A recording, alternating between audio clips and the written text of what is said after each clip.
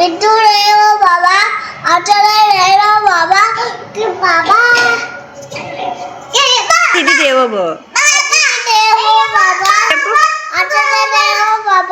First నుండి మళ్ళీ first నుండి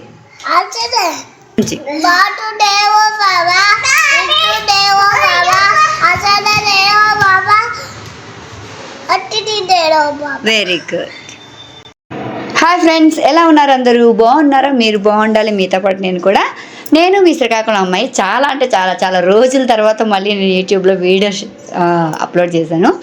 అంటే చాలా బాగా జరిగింది ఈ కార్తీకం. అయితే ఈ కార్తీక మన్నాలు కూడాను మేము నిష్ఠ మీద నియమంగా ఆ శివయ్యకి మేము మనసారా పూజించుకున్నాం అనమాట. అందుకే నేను ఏ వీడియో చేయలేకపోయాను, దయచేసి క్షమించండి. అలాగే నా సబ్స్క్రైబర్స్ అంతా నన్ను నమ్మి సబ్స్క్రైబ్ చేసుకొని బెల్ ఐకాన్ క్లిక్ చేసుకొని మా ఛానల్ని డైలీ వాచ్ చేస్తున్నందుకు థ్యాంక్ యూ అండి. నేనైతే ఇప్పుడు చెరుకూరు బాలాజీ టెంపుల్కి వెళ్ళాం అనమాట. కార్తీకం లాస్ట్ ఎండింగ్లోన అక్కడ వీడియో నేను పోస్ట్ చేస్తున్నాను అనమాట. ఎంత అంటే ఎంత బాగుందో తెలుసా. చెరుకూరు బాలాజీకి నేను 5-6 ఇయర్స్ తర్వాత వెళ్తున్నాను. నా కోరిక నెరవేరితే 108 ప్రదక్షిణ చేస్తానని మొక్కాను అనమాట స్వామివారికి. కానీ చాలా చాలా కారణాల వల్ల నేను వెళ్ళలేకపోయాను. ఆ స్వామి దర్శనం ఇన్నాళ్ళకి మళ్ళీ కలిగింది. చాలా రోజుల తర్వాత నేను మళ్ళీ స్వామివారి దర్శించుకున్నాను అనమాట. ప్రదక్షిణాలు చేద్దామని 108 ప్రదక్షిణాలకని వెళ్ళాము. అర్లీ మార్నింగ్ వెళ్ళడానికి కుదరలేదు. యాక్చువల్గా 12:30 వరకే అనమాట ప్రదక్షిణాలు కూడాను. అది శని ఆదివారాల్లో అస్సలు వెళ్ళకండి, ఎందుకంటే శని ఆదివారాల్లో ప్రదక్షిణాలు చేయనివ్వరు. ఓన్లీ దర్శనంకి అయితే మాత్రం శని ఆదివారం వెళ్ళండి, ఎందుకంటే జనం ఫ్లోటింగ్ ఎక్కువ ఉండడం వల్ల ప్రదక్షిణాలు చేయనివ్వట్లేదు. అలాగే ఇంకో విషయం ఏంటంటే 3:30కి ఓపెన్ అవుతుంది ఈవినింగ్. అలాగే 6:30 వరకు ప్రదక్షిణాలు ఉంటాయన్నమాట. ఎర్లీ మార్నింగ్ అయితే 12:30 వరకు ఉంటుంది. 6 నుంచి మనం ప్రదక్షిణాలు చేయాలనుకుంటే గుడి చుట్టూ చేయొచ్చు.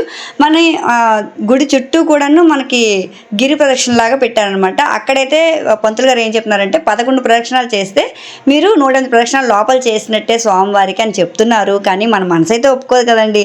108 ప్రదక్షిణాలు చేస్తామని మొక్కుకొని 11 ప్రదక్షిణాలు చేసి అయితే రాలేము. కాబట్టి మేము 3:30 వరకు వెయిట్ చేసి అక్కడే ఉండి 3:30 నుంచి 6 లోపు కంప్లీట్ చేసేసాం అనమాట.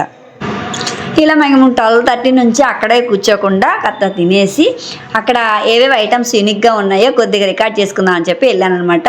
ముందైతే అతను ఎలా ఇవ్వలేదు, తర్వాత రిక్వెస్ట్ చేస్తే ఇచ్చారనమాట.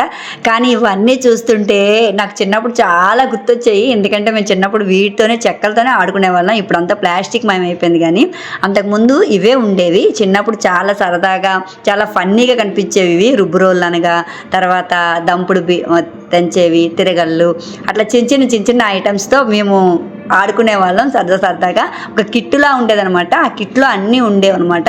ఒక పెళ్లి కూతురు బొమ్మ, పెళ్లి కొడుకు బొమ్మ ఇలా ఉండేవి.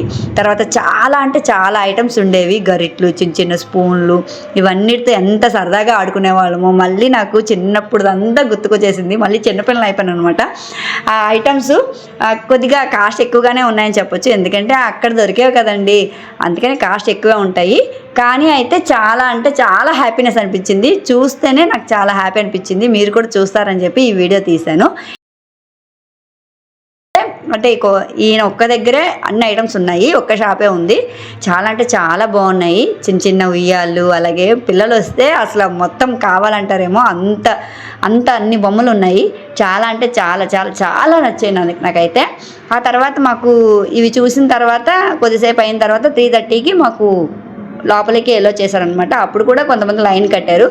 కాకపోతే ఏంటంటే మనము ఎప్పుడైనా ప్రదక్షిణాలు చేయాలి చెరుకూరు బాలాజీకి అనుకుంటే మనం ఏం చేయాలంటే ఎర్లీ మార్నింగ్ వచ్చేయాలి, లేదంటే 3:30 తర్వాత మళ్ళీ ప్రదక్షిణాలు స్టార్ట్ అవుతాయి. శని ఆదివారాల్లో ప్రదక్షిణాలు అసలు ఉండవంట. మనం ఒకరు చెయ్యాలనుకుంటే బయట లోపల గుడి బయట ప్రాంగణంలో చెయ్యొచ్చు అని పంతులు గారు చెప్పారు. అది కూడా 11 ప్రదక్షిణాలు చేస్తే లోపల స్వామివారికి 108 ప్రదక్షిణాలు చేసినట్టే అని అన్నారు. కానీ మన మనసు ఎలా ఒప్పుతుందండి? 108 ప్రదక్షిణాలు మొక్కుకున్నాము, మన కార్యం సిద్ధించింది కాబట్టి అలా ఎలా చేస్తాము? అందుకని చెప్పి స్వామివారికి అందరూ బయట చేసిన ప్రదక్షిణాలు కలిపినా సరే లోపల మాత్రం 108 ప్రదక్షిణాలు చేస్తున్నారనమాట. మేము కూడా 3:30 తర్వాత ప్రదక్షిణాలు చేసుకుందామని చెప్పి ఆగాము. 3:30 తర్వాత 6 వరకు ప్రదక్షిణాలు అయితే పట్టింది టైము. ఇంకా ప్రదక్షిణాలు అయిపోయిన తర్వాత బయటకు వస్తుండగా మాకు శివలింగం కనిపిస్తుంది. మీకు కొద్దిగా ముందుకెళ్ళంగానే లెఫ్ట్ సైడ్లో ఉంటుందన్నమాట. అక్కడ పూజారి అందరికీ కూడాను పెన్నెలు పంచుతారని నేను ఒక బ్రదర్ యూట్యూబ్లో చెప్తే విన్నానండి. అంటే 2-3 ఇయర్స్ బ్యాక్ నుంచి స్టార్ట్ చేశారంట. అతను ఎందుకు ఇలా చేస్తున్నారని అడిగితే అతను ఒక మాట చెప్పారనమాట. మనం గుడికి వచ్చామంటే ఏదో ఒక పర్పస్ మీద, ఏదో ఒక మన కార్యం సిద్ధించాలని వస్తాం కదా. అలా వచ్చిన భక్తులకి నేను కూడా ఏదో ఒకటి చేయాలి, నాకు తోచిన సహాయం చేయాలని చెప్పి అనిపించిందమ్మా. అందుకని చెప్పి నేను ఇక్కడికి వచ్చే ప్రతి స్టూడెంట్కి కూడాను, అంటే వీసా కోసమే కావచ్చు, లేకపోతే ఎవరైనా సరే స్టూడెంట్స్ అనేవాళ్ళు ఎవరైనా వచ్చినా సరే వాళ్ళకి ఒక పెన్ అనేది నేను నా తరపు నుంచి ఒక సహాయంగా, ఒక దానంగా నేను పెట్టుకున్నాను. కాబట్టి నేను ఇలా ఇవ్వదలుచుకున్నాను. కాబట్టి ప్రతిరోజు ఎవరైతే స్టూడెంట్స్ నా దగ్గరికి వస్తారో నా స్థాయికి తగ్గట్టు నాకున్నంతలో నేను ఈ పెన్ అనేది దానం చేస్తానని చెప్పి ఇక్కడ నేను డైలీ చేస్తున్నాను అని చెప్పారనమాట. చాలా మంచి విషయం అండి. ప్రతి గుళ్ళోన ఏదో ఒక మంచి మనం నేర్చుకోవడానికి వెళ్తుంటాము, కానీ ఇలాంటి విషయం అనేది నాకైతే కొద్దిగా ఆశ్చర్యాన్ని అనిపించింది. అయితే పంతులు గారికి నేను కూడా నా వంతు సహాయంగా కొన్ని పెన్నులు అనేవి మనం ఇస్తే మనకు తిరిగి అనమాట అందులో కొన్ని పెన్నులు మనకి ఇస్తారు. మనం ఇంకెవరైనా స్టూడెంట్స్ ఉన్నారు అని చెప్తే కనుక వాళ్ళు దయచేసి తీసుకురండి, తీసుకొస్తే నేను వాళ్ళకి ఇస్తానని చెప్పి అయితే పంతులు గారు ముఖం మీద నిర్మమాటంగా చెప్తున్నారు అనమాట. ఎందుకంటే స్టూడెంట్స్ వస్తేనే కదండి పెన్స్ అనేవి వాళ్ళ చేతికి ఇస్తాను అని చెప్పి అతను చెప్తున్నారు అనమాట. చాలామంది పెన్నులు కొనుక్కొని అతనికి ఇస్తున్నారు అనమాట. నాకు ఆ ఈశ్వరి గుడిలో అంటే చూసినప్పుడు దేవుడి కన్నా ఈ భక్తులంతా పెన్నులు కొనుక్కొని ఇస్తుంటే చాలా ఆనందం అనిపించింది. అంటే ఎంత మంచిగా అనిపించింది అంటే ఒక మంచి పని చేయడానికి ఇంతమంది భక్తులు చేస్తున్నారా అనిపించింది అనమాట. చాలామంది వాళ్ళకి స్తోమత తగ్గట్టు పెన్నులు కొనుక్కొని అక్కడ ఇస్తున్నారు. మళ్ళీ అదే పంతులు గారు అనమాట అందరికీ అనమాట డిస్ట్రిబ్యూట్ చేస్తున్నారు. చాలా బాగుంది.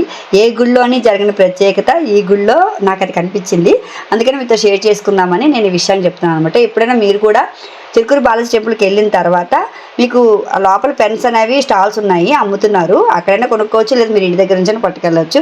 ఏ పెన్ అయినా సరే మీకు స్తోమత బట్టి మీరు ఎన్ని పెన్నులు ఇవ్వదలుచుకుంటే అన్ని పెన్నులు అక్కడ ఇస్తే పంతులు గారు అనమాట తిరిగి స్టూడెంట్స్కి అందరికీ పంచుతారనమాట.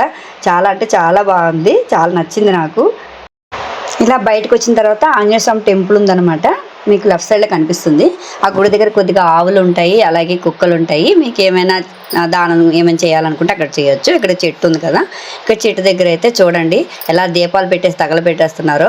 మొత్తం భక్తి అంతా మొత్తం దీపం నైవేద్యం మొత్తం అన్నీ కూడాను మొత్తం అక్కడే పెట్టేసి, ఎవరో శ్రీచక్రం కూడాను చాలా పవిత్రమైనది. అది శ్రీచక్రం ఎక్కడ పెడితే అక్కడ వేయకూడదు, కనీసం అది పారే నీటిలో అయినా వేయాలి. కానీ నాకు అక్కడ అలా కనిపించేసరికి చాలా బాధ అనిపించింది. ఎవరు పెట్టారో కానీ, తెలియక పెట్టారో తెలిసి పెట్టారో తెలియదు, కానీ అలా ఎక్కడ పెడితే అక్కడ శ్రీచక్రం అనేది పెట్టకూడదు, మీకు కూడా తెలుసు. ఇలా అయితే బయటకు వచ్చిన తర్వాత ఇక చూడండి ఆవు ఉంది కదా, ఆవు దగ్గరికి వెళ్దామని వెళ్ళాను అనమాట. వచ్చేస్తుంది నా దగ్గరికి. ఆవు గోమాత. ఈ సృష్టిలో అన్ని జీవులు భగవంతుడు సృష్టిస్తే ఒక్క ఆవు మాత్రమే సముద్రం నుంచి గర్భం నుంచి బయటకు వచ్చింది, గోమాత. చాలా పవిత్రమైంది.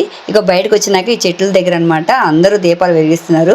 మేబీ నేను కూడా వెలిగించాను, కానీ దూరం నుంచి ఇలా కూర్చొని వెలిగించాము. ఇక్కడే బోర్డు చెత్త అన్నీ పడేస్తున్నారు. అసలు కనీసం మన దేవాలయాలను మనం శుభ్రంగా ఉంచుకోవాలి, అది కూడా ఉంచుకోవట్లేదు. అది నాకు చాలా బాధ అనిపించింది. ఎందుకంటే మనం దీపం పెట్టొచ్చు, కానీ ఆ దీపం తర్వాత వచ్చే చెత్త మొత్తం అక్కడనే పడేస్తున్నారు. ఇది పద్ధతి అయితే కాదు. ఇక బయటకు వచ్చిన తర్వాత అయితే మళ్ళీ ఇక్కడ షాపింగ్ మొదలు అనమాట. ఇవన్నీ ఉన్నాయి.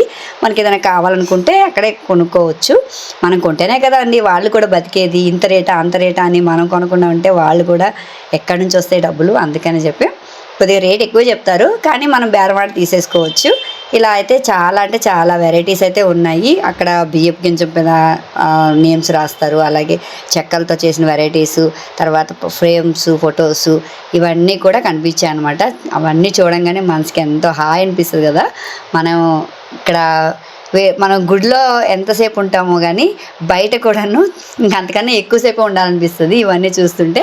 మేమైతే అన్నీ చూసుకుంటా అలా బయటకు వచ్చేసాం అనమాట. మరి ఈ వీడియో కనుక మీకు నచ్చినట్టయితే లైక్ చేయండి, షేర్ చేయండి. అలాగే ఎవరైనా చిలుకూరు బాలాజీ టెంపుల్కి ఈ మధ్యన వెళ్ళి దర్శనం చేసుకుంటే కింద కామెంట్లో కామెంట్ చేయండి, నాతో షేర్ చేసుకోండి. ఆ వెంకటేశ్వర దయ మనందరిపైన ఉండాలని మనస్ఫూర్తిగా ఆ ఏడుకొండల వాడిని కోరుకుంటున్నాను. మరి ఈ వీడియో నచ్చినట్టయితే చిన్న లైక్, అలాగే మీరు వెళ్తే కామెంట్, ఇవి ఒక్కటే ఆశిస్తున్నానండి. మరి బెల్ ఐకాన్ క్లిక్ చేసి నా వీడియోస్ అన్నీ మీకు నోటిఫికేషన్ కింద ముందుకుండా వస్తాయి కనుక మీరందరూ కంపల్సరిగా వీడియోని సబ్స్క్రైబ్ చేసుకున్న వెంటనే బెల్ ఐకాన్ అయితే క్లిక్ చేయండి. ఎందుకంటే మర్చిపోతున్నారు, అది చిన్న పొరపాటే, కామన్గా అందరూ చేసేది. ఆలని క్లిక్ చేస్తేనే నేను చేసే ప్రతి వీడియో మీకు నోటిఫికేషన్ కింద ముందుగుండా వస్తుందనేది నా ప్రార్థన. థ్యాంక్ యూ అండి. Bye bye.